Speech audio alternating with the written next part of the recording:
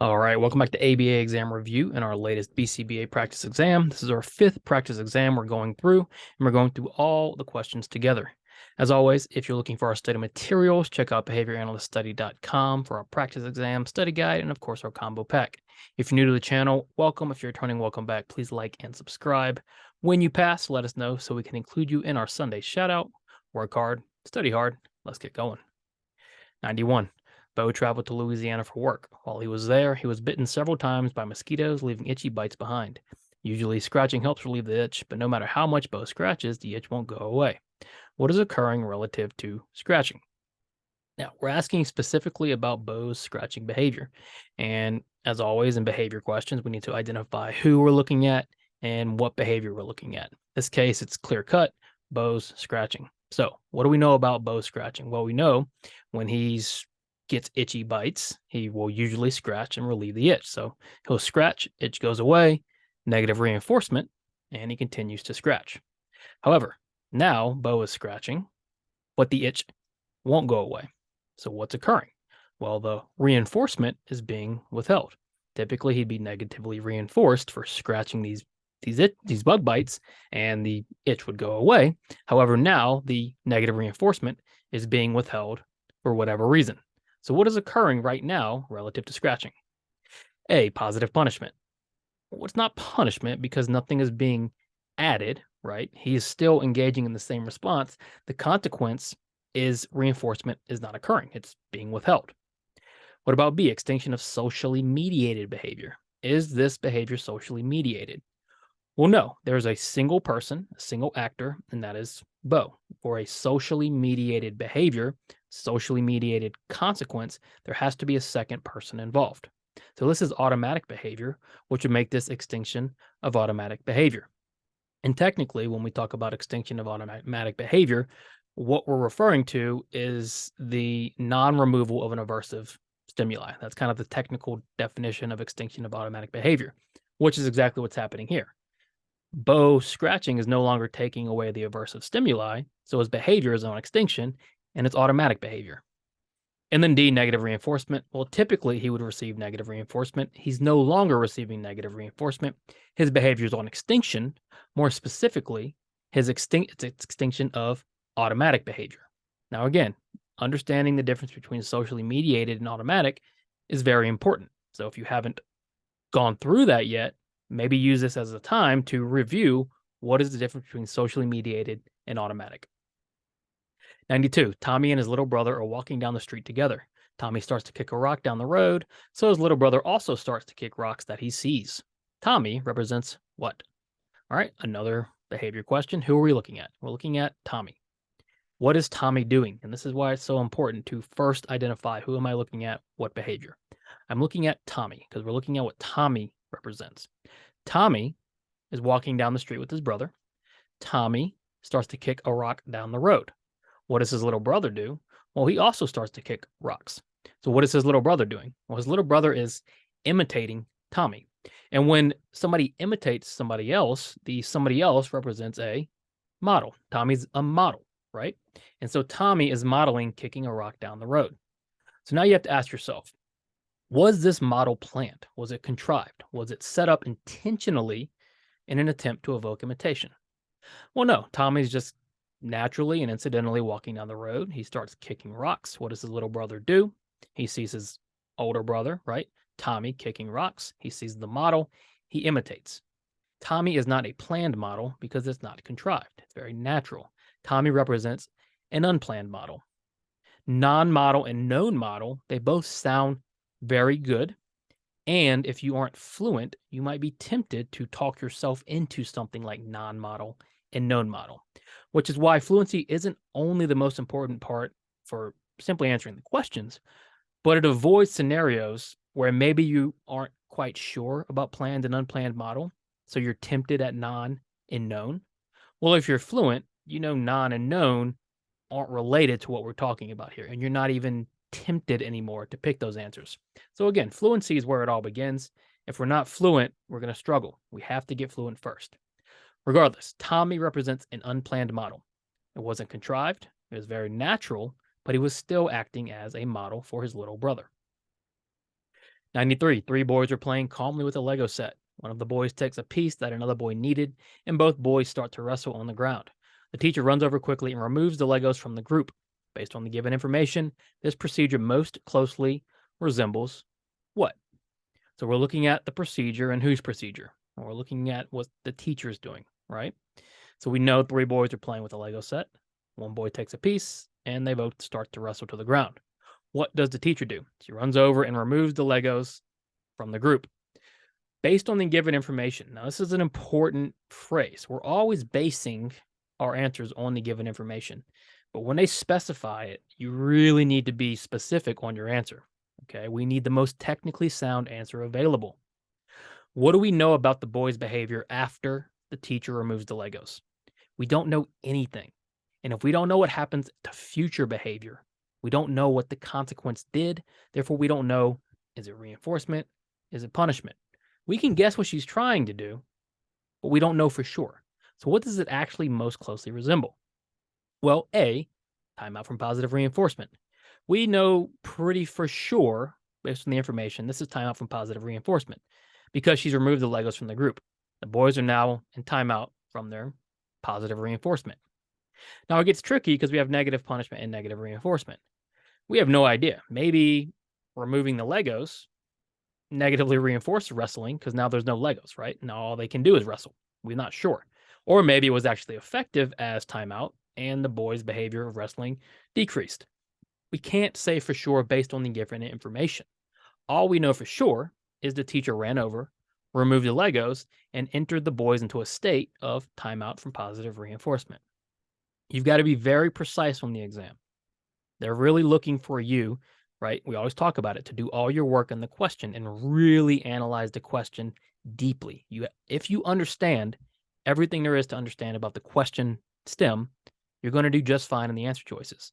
People start to struggle when they rush through this question and they say, well, it's timeout, obviously. And then, of course, it's negative punishment, right? Because, she removed the Legos. We can't say that for sure. Most closely resembles what? Timeout from positive reinforcement. 94, a behavior analyst with the help of a technician has taught a client a task chain for washing their clothes independently. The behavior analyst now wants to implement a BCIS. What must the analyst do first?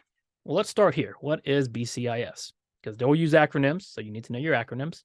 BCIS is behavior chain interruption strategy, where we deliberately interrupt, interfere on a step in a chain in order to evoke a different response.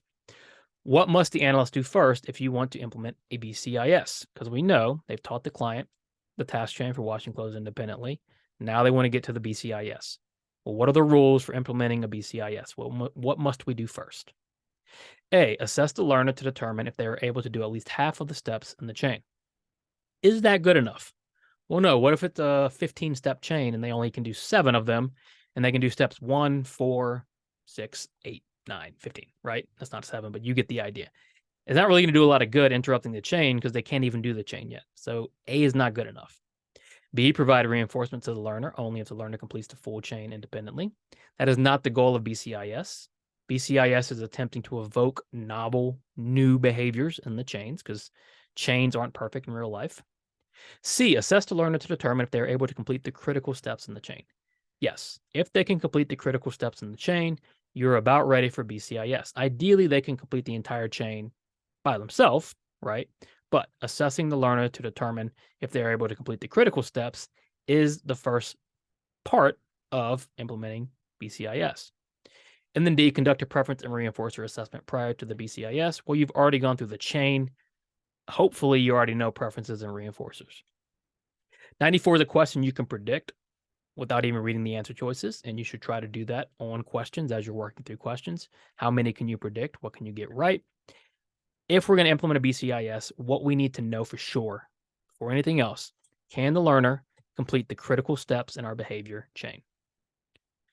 95, lately, 2 junior members on a legal team have been struggling with meeting work demands in the courtroom. These individuals demonstrated competencies in a mock trial setting, but cannot seem to execute in a real-life setting. The junior members are most likely suffering from a what? All right, kind of a fluency check here. What we're talking about is a performance problem versus a skill deficit. And what is the difference? A skill deficit indicates you're unable to do it. If I gave you $1 million, couldn't do it, right? You don't have the skill. A performance problem is an environmental issue or a generalization issue or an issue with maintenance where you have the skill, you're just unable to perform it in certain scenarios. In this case, 2 junior members have been struggling with meeting work demands in the courtroom. They demonstrated competencies in mock trials, but they get to real life and they can't do it. Do they have the skills? Yes, they have demonstrated competencies. It's like when you're training a technician and they're very competent in testing, very competent in maybe contrived settings and supervised settings, but then you get them on their own and they start to struggle. It is not so much a skill deficit as it is a performance problem. And now we need to figure out ways to better improve the performance. Maybe we need more generalization training. Do we have reinforcement contingencies in place in the true life setting, in the courtroom setting? It's not so much a skill deficit. They've demonstrated competencies. Their issue is the performance problem across settings. 96, you, a certified behavior analyst, are part of a multidisciplinary team working on an individual education plan for a client in middle school. You suggest using a partial interval recording system to measure behavior. The general education teacher agrees and suggests you use long intervals so that data collected is more sensitive. How should you proceed? A lot going on, long question. We don't rush to our answer choices. This is a big question, okay? Meaning there's a lot of text, a lot of ideas going on. Take your time. People think speed is just speed, right? It's going as quick as you can. Speed comes from getting things right. Speed comes from fluency. Take your time on these questions. What do we know? We know you're part of a team. And as behavior analysts, what does the code say? It says we must work as a team and respect others on the team, meaning people have different competencies, people have different knowledge than us. We are not always in charge of everything. In this case, though, you say, let's use a partial interval system to measure behavior. Fine.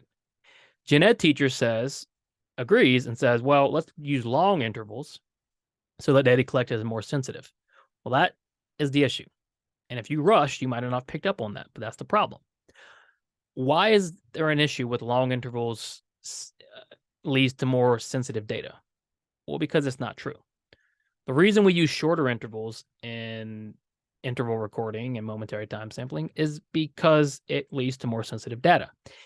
If I have a whole interval, or in this case, a partial interval system, and I use a 10-minute interval, what good does it really do me? In a partial interval, the behavior only has to happen for a split second. That's going to be very hard to really make a good determination of the behavior. So how should you proceed? You know this teacher's wrong. So what do? You're working as a team. A, move forward with designing the intervention and implementation. Well, no, we can't just, we know they're wrong. We can't just move ahead because our number one priority is the client. Using this intervention would be incorrect. It'd be unethical. B, kindly ask the teacher if you can design the plan by yourself. No, because we're supposed to collaborate. Collaboration is a huge part of our code and our task list. C, acknowledge the teacher's input, but diplomatically explain that shorter intervals are better in this case. This is what we need to do. And this is very challenging. You've got to get very good at understanding how can I explain this the best way possible, because sometimes you'll be wrong as well. There's nothing wrong with being wrong, but you've got to be able to develop a rapport and a relationship where you can tell this teacher, actually, data show that shorter intervals lead to more sensitive data collection. And you've got to get really good at doing that. And then D, excuse yourself from designing any plans that take place inside the school and not under your supervision. Oh, again, you're part of this team. Collaboration is key. So acknowledge the input, but explain that shorter intervals are probably better in this case. 97, you buy your friend Jacob lunch when he smokes less than 10 cigarettes in a day for 4 consecutive days. You then tell Jacob you will continue to buy him lunch, but only if he smokes less than 7 cigarettes for 5 consecutive days. What is your indicator that a functional relation might be present in this scenario? First off, what kind of design? Changing criterion, right? We're going 10 cigarettes and then 7. So we're decreasing systematically, stepwise, Jacob's cigarette count, right? So we are specifically trying to figure out how do we determine a functional relation. So how do you determine a functional relation in a changing criterion design? Again, a question you can predict, okay? A, if Jacob now only smokes 4 cigarettes in a day. Well, if our criterion is 7 and he's smoking 4, do we have a functional relation with our intervention? Doesn't look like it because he's going way below the criterion. B, if Jacob continues to smoke the same amount of cigarettes, even though the criterion changed. Well, definitely not, because if we're setting at 7, he's still smoking 10, there's no change, right? C, if the number of cigarettes Jacob smoked remains at or just below the set criterion. In a changing criterion design, you want this number, your criterion, or the response rate, however you want to view it, to change with the criterion. If I go up, behavior goes up with it. It stays right around that criterion. If I go down, same thing. Up, same thing. Down, same thing, right? So I need it right at 10 or right under 10. Right at 7, right under 7. And it needs to move back and forth. And if I reverse, it's got to go back up to 10. That's how we demonstrate a functional relation, changing criterion design. Now, if Jacob quits smoking cigarettes altogether, maybe it's a great thing, but doesn't mean our intervention worked at all, right? Something must have drastically changed. So if we want to demonstrate a functional relation, it would be C, if the number of cigarettes Jacob smoked remains at or just below the set criterion. 98. Eric is unsure if he wants to go to the Masters Golf Tournament with his friends this weekend, even though they already have tickets. However, Eric finds out that his favorite golfer will be playing this weekend, even though he wasn't originally going to play. Eric is now committed to going to the Masters. Finding out the golfer was playing function as a what? All right, so we're looking at Eric's behavior in relation to finding out the golfer was playing. We know that Eric was unsure if he's going to the tournament, even though he has tickets. So reinforcement is already available, right? He already has tickets. What's the issue? Well, the motivation isn't there, right? Either the tickets don't hold enough value or whatever it might be. However, when he finds out his favorite golfer is playing, he now commits. So what did the golfer playing do to his behavior? Well, one, A, it was an establishing operation. Increased the value of going to the Masters Golf Tournament. B, evocative effect. It evoked this behavior of Eric going to the Masters. And then C, behavior altering effect. It temporarily changed Eric's behavior. Because we're not saying in the future Eric is definitely going to the Masters tournament or all golf tournaments. But temporarily, because this player is playing, his behavior is temporarily altered. We have an establishing operation and a behavior altering effect. Specifically, an evocative effect, right? Because we are temporarily changing Eric's behavior because the golfer has agreed to play. So what has occurred? Well, all three. There was an establishing operation, there was a behavior altering effect, and there was an evocative effect. 99. For what reason would a differential reinforcement of alternative behavior approach be preferable to a differential reinforcement of other behaviors approach? So we're comparing DRAs to DROs. Now, why would the DRA be preferable? Meaning, why would it be better? A DRO approach would be longer lasting compared to a DRA approach. Is that necessarily true? Well, what's the difference? DRA, I'm teaching a replacement behavior. DRO, I'm not. So if I use a DRO to decrease a behavior and I never teach a replacement, chances are that behavior might come back. If I teach a DRA and I teach a replacement and continue reinforcing the replacement, there's a better chance of that maintaining. So A is not necessarily true. B, a DRA approach is more socially valid compared to a DRO approach. Yeah, because a DRA approach teaches replacement behaviors. It's more likely to be accepted by stakeholders and people implementing it because it teaches a replacement behavior. And it isn't just, well, we're just going to reinforce for something not occurring. With the DRA, we're actually trying to teach something different. C, a DRA approach would work quicker and be easier to implement compared to a DRO approach. Not necessarily. It really depends on the client, the situation, the intervention, a lot of variables. And then D, a DRO approach is only useful for self-injurious or dangerous behaviors. No, not the case. DRO can be used for any high rate behavior if it calls for it. Why is DRA preferable to DRO? Well, DRA approach is more socially valid compared to that DRO approach. Rory McIlroy shot even par, a 72, yesterday at the Masters. On a scorecard, he wrote that he shot a 71 and handed in his card. we can say for sure that the 71 lacks what? What is the problem with the 71? What is it lacking? Well, he shot a 72. He said, I shot a 71. If the client behavior happened 10 times and you said it happened 8, what would you be lacking? A, accuracy measures the true value. Rory McIlroy did not measure the true value. Is it valid? It's valid. He measured the right behavior. Is it reliable? Unclear. We're not sure. We need another data point to better determine.